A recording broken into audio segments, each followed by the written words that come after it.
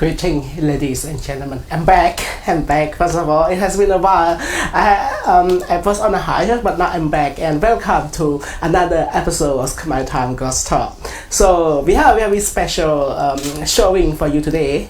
So here, look, on our table right here, we have beautiful art craft. Okay, the lacquer here made from bamboo. The three-headed elephant, if I'm not mistaken. And this is my favorite part.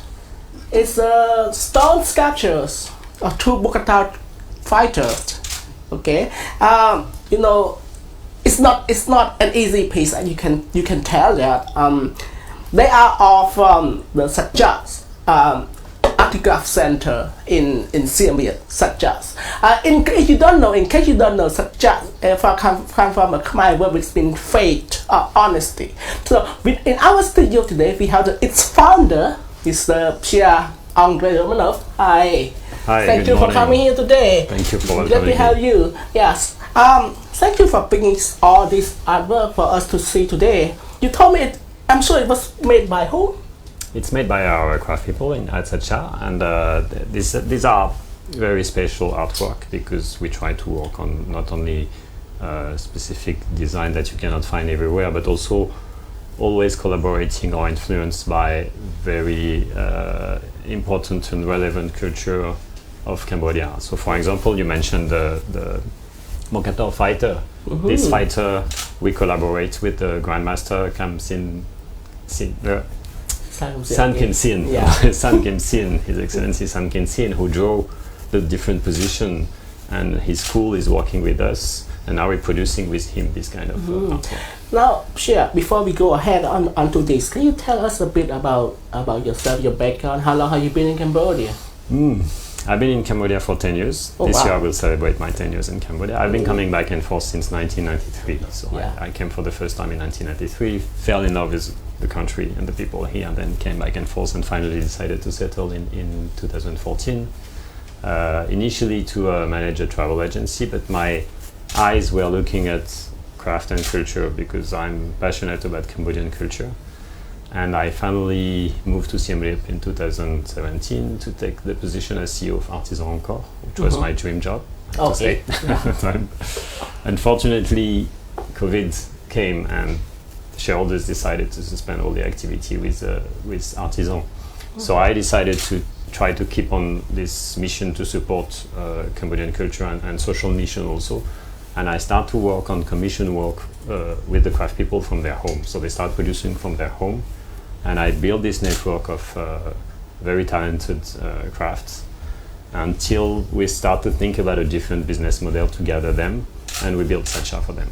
Okay. So when did you found the Satcha Center in Siem Reap?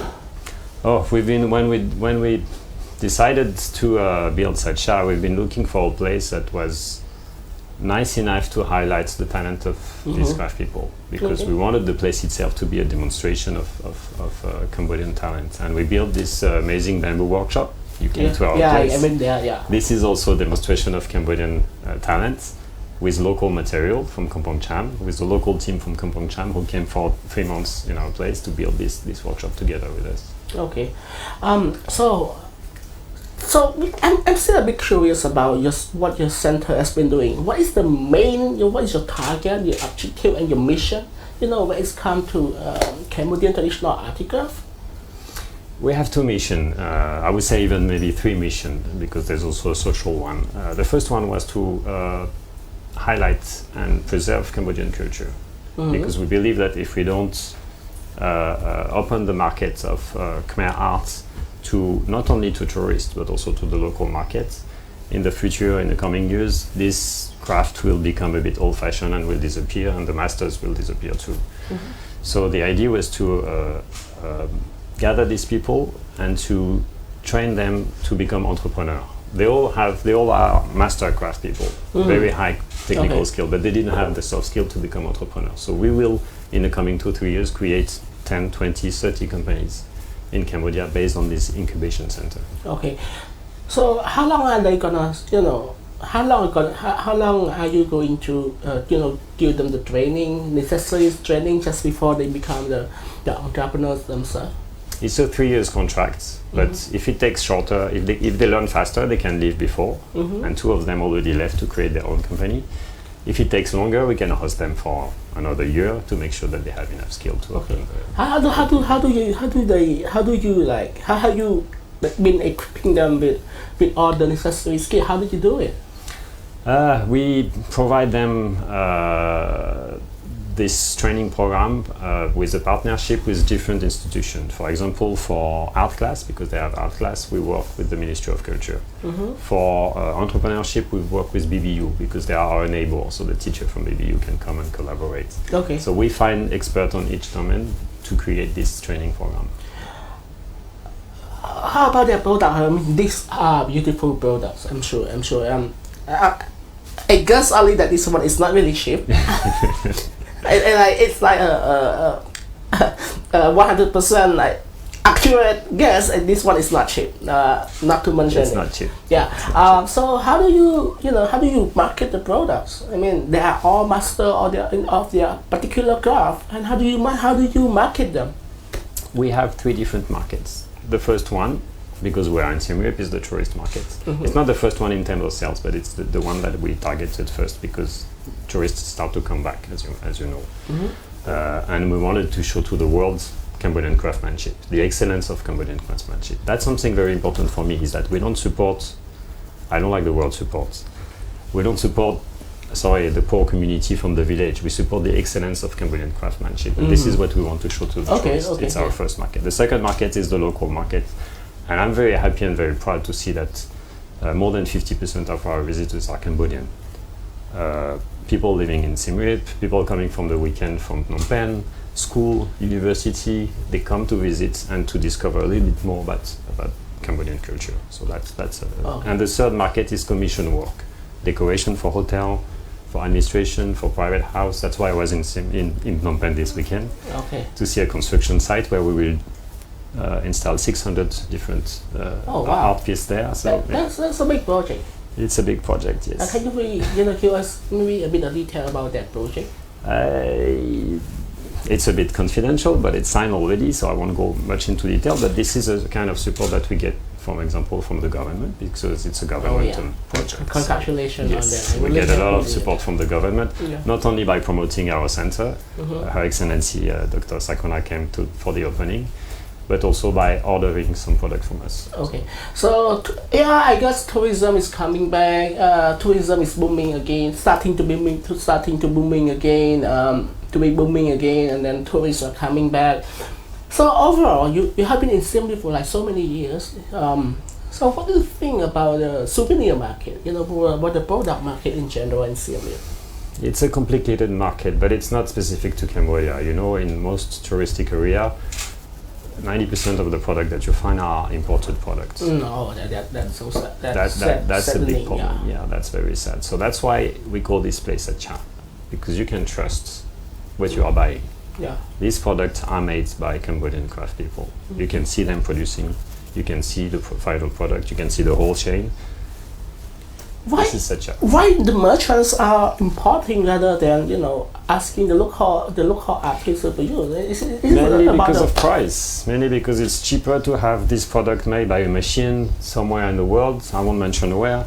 Of course, with a poor quality, with a poor material. For example, the silk scarf are made with mix of plastic and silk.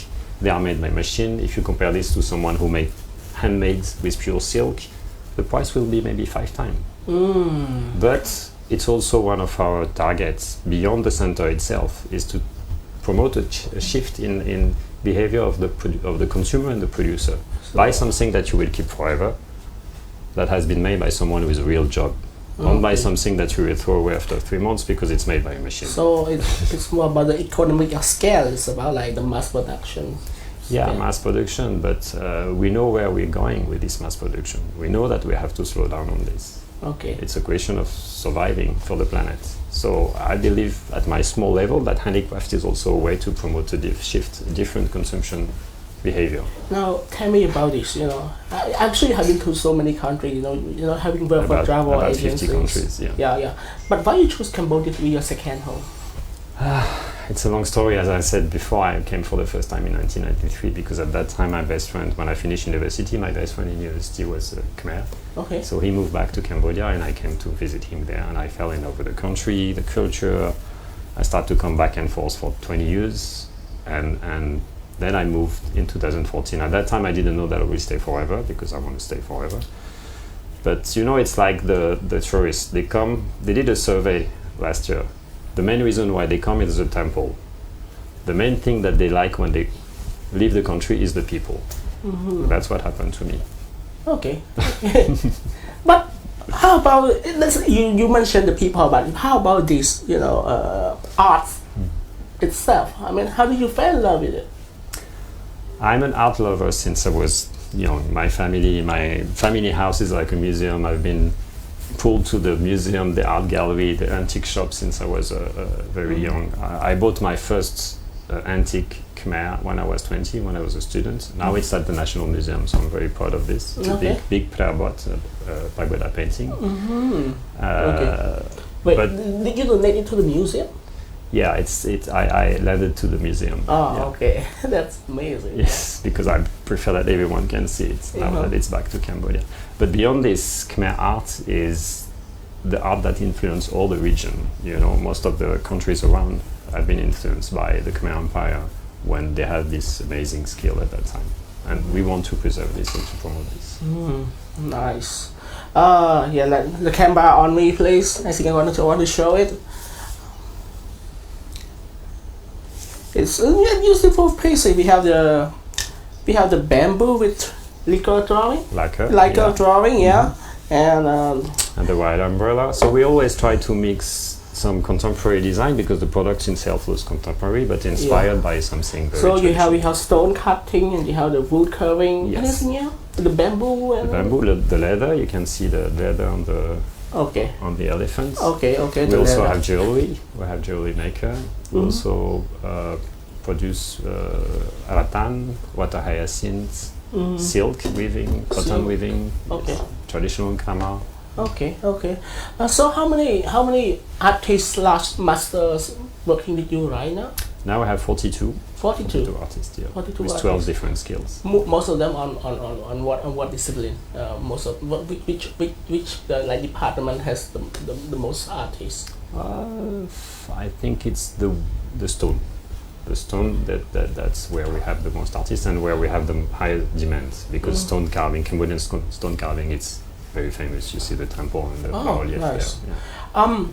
But you see, how did they learn the skill? Is it like they went to university of fine art or something? Not really. How did?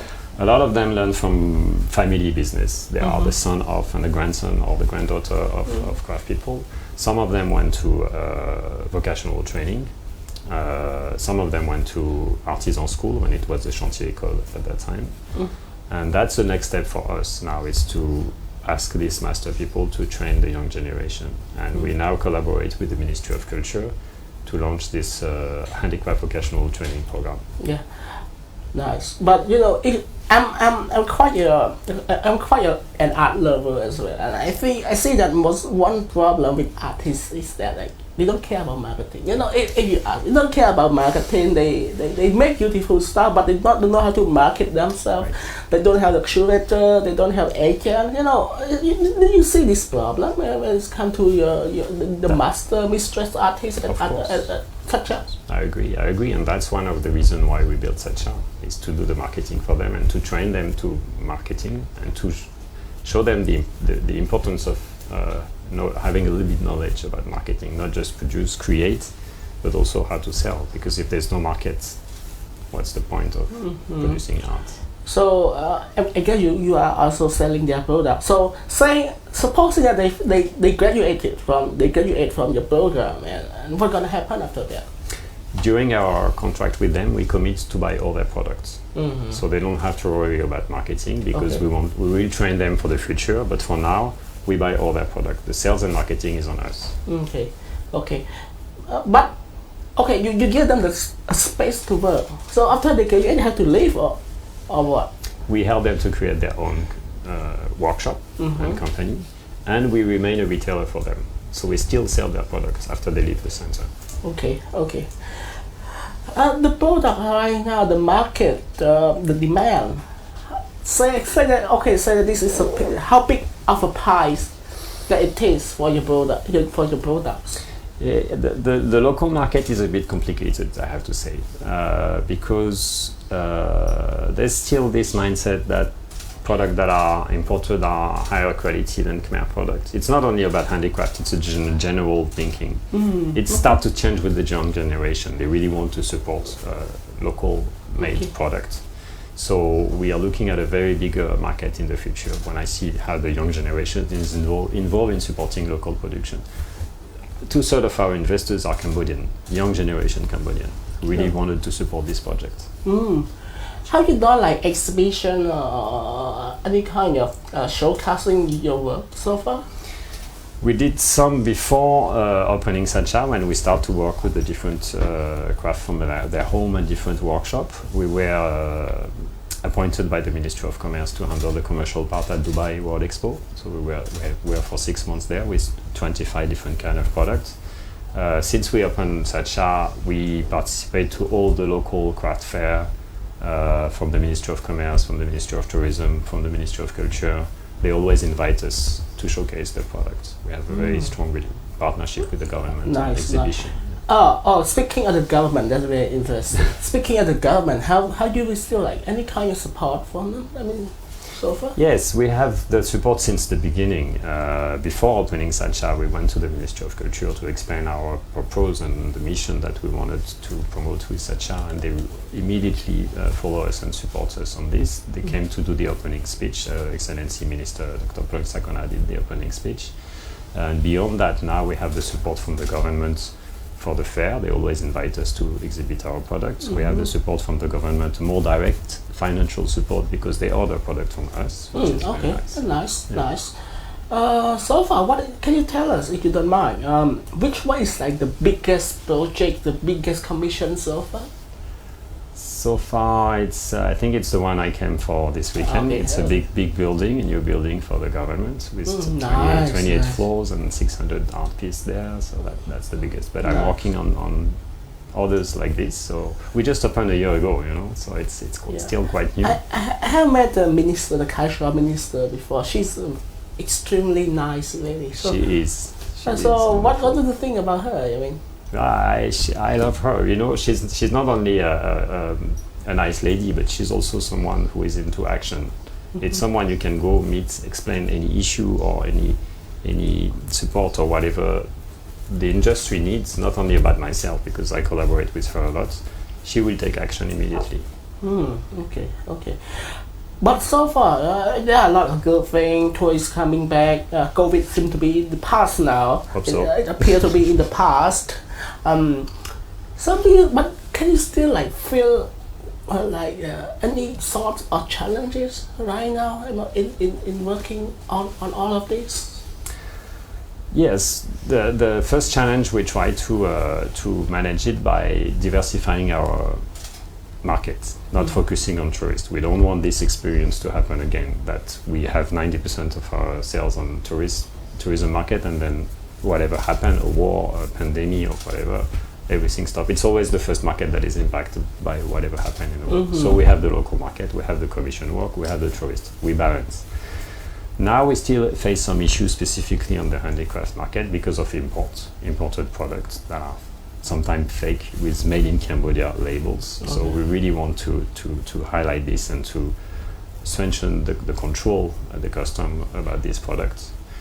And the second one is a bit more sensitive. It's that there's a lot of NGOs in this business. And I believe that you cannot build a sustainable sector with only donation.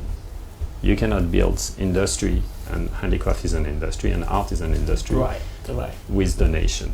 So you have to find different business model, and that's what we try to promote now. Yeah, I've been to your workplace. I went to your workshop. It's amazing. Thank you. I'm gonna show the pictures later. So it's open to public visit, right? Of course, that's very important for us to every share. Day or every day from 8 in the morning to 7 p.m. it's open to public. We can even open later if people want to privatize the sites to have their own visits, to even organize events, because the place is nice. So we have a lot of events with the traditional Apsara dance, with the Bokator fighting, the puppet show. Also, you mentioned like your artist master giving training to the Cambodian young people, the next generation. Can you tell us about it? How did it come into place? How what, sorry? How did this kind of training come into place? It's a partnership with the Ministry of Culture, who came to us when they launched. Last year that the former Prime Minister Samdech Hun launched this huge vocational training program for Cambodia, and he asked the Ministry of Culture to handle the handicraft parts with 30,000 to 60,000 young people to be trained at handicraft. So the Ministry of Culture came to us and asked us to open some class. Part of this program. So we just opened 3 classes. The first one is about weaving, started already, and the 2 others that we are building now is about ceramic and painting. It kind of apprenticeship. Yes, it's a partnership. Yes. Again, I mean, I see this artwork and I immediately fell in love with them. So did I. I can't imagine, how good the artists, the creators must be. The future, we are talking about the future here. So what do you see, Satcha, or maybe Cambodian art in like say next 5 or 10 years? The 2 directions we are taking, one is about training the young generation, because I really want the young generation not only to master this technique, but also to love Khmer culture and Khmer art. This is something very important for me. The one axis is the training, and the other one is to open workshop in every provinces where there's some specific skills. Marble in Persat, silverware in Kandal. That's a interesting idea. That's something and we really want to do, because we cannot do everything in Siem Reap. The skills are in different provinces. And they have amazing skills, so we have to preserve this. I love the marble in Bosat. So beautiful. Yeah, and the silver smith in a village in Kandao. It's amazing. Yeah. Again, thank you for coming to our show, and we hope you all the best. Thank you and very much. congratulations on the shoot project. Thank you so much. It will be a successful, I'm sure. I hope so. Thank you so much. That's it, folks. That's it for today, and thank you for watching. And we'll see you next week. Goodbye.